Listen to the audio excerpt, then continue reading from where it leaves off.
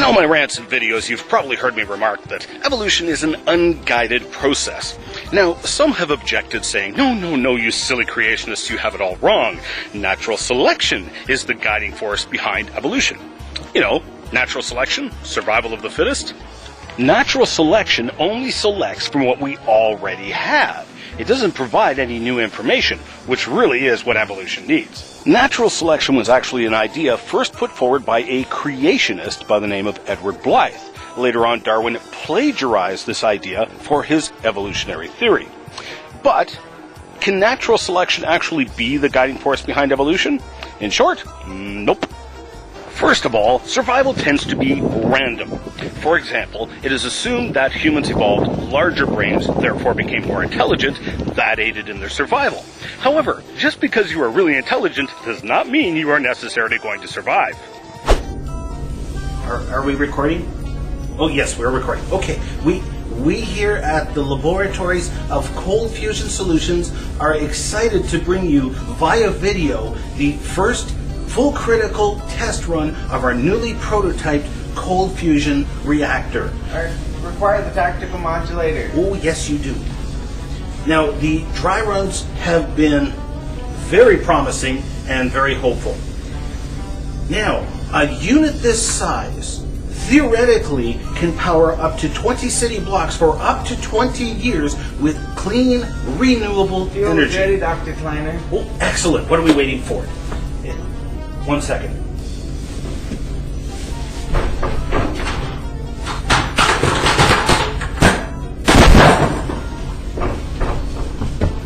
Just in case.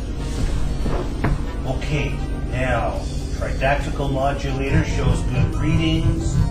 Coolant is running at a good temperature. Starting phase arrays now.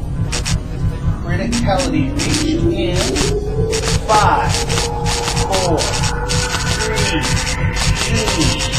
2, 1.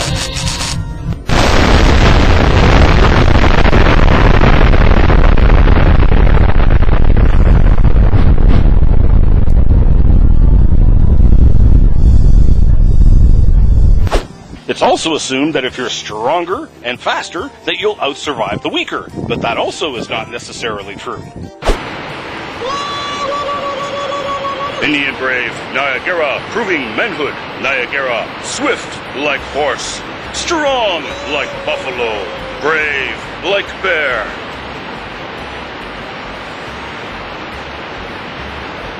But dumb like stick. And heavy like stone.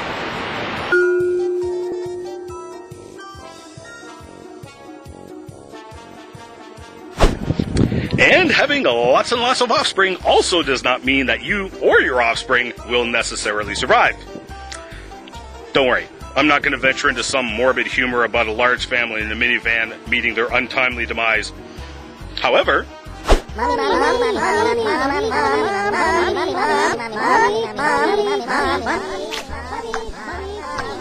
so, sweetie, what would you like to do today?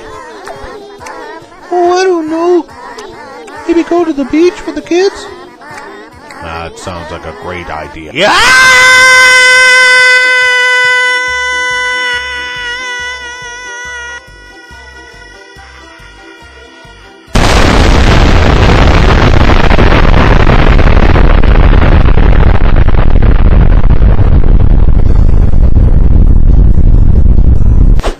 furthermore, evolution tends to give natural selection downright magical properties. Let's take the Irish elk, for example.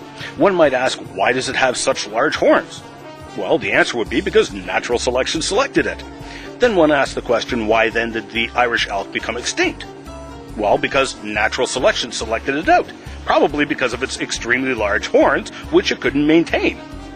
Thus, natural selection becomes an excuse, not an explanation, and these explanations can hardly be called scientific, seeing as how nobody has actually observed them. To top it all off, guidance requires foresight. What's good for you this year isn't necessarily good for you next year. Natural selection has no foresight. Therefore, it cannot be a guiding force. Furthermore, what we observe in nature is that the sick and the weak tend to be protected by the rest of the herd, and thus even the sick and the weak tend to live, survive, and have offspring. As it turns out, natural selection fights itself. A study carried by the American naturalist examined 62 species and roughly an estimated 2,500 different examples of natural selection. Of all those examples, they concluded that a whopping 16% were selected because of a beneficial trait, or a survival trait. Well, wait a minute. That means 84% of the traits selected had nothing to do with survivability. And thus, if they had nothing to do with survivability, they had an 84% chance of having nothing to do with directing evolution.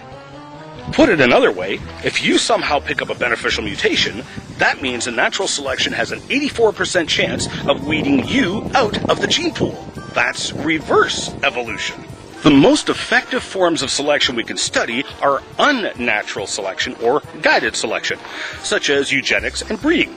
Well, thousands of years of breeding of dogs has shown us that dogs will evolve into dogs. But let's say natural selection really does work according to Darwinian claims. You'll notice that natural selection causes the opposite of evolution. Which can withstand extremes of temperature better, a bacteria or a human?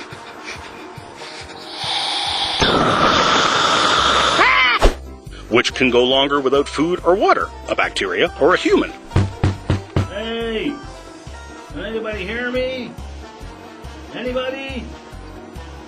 Hello? Which do you think natural selection will select? Bacteria reproducing asexually, or humans which require two incredibly complex genders to reproduce? Which has more offspring, a bacteria or a human?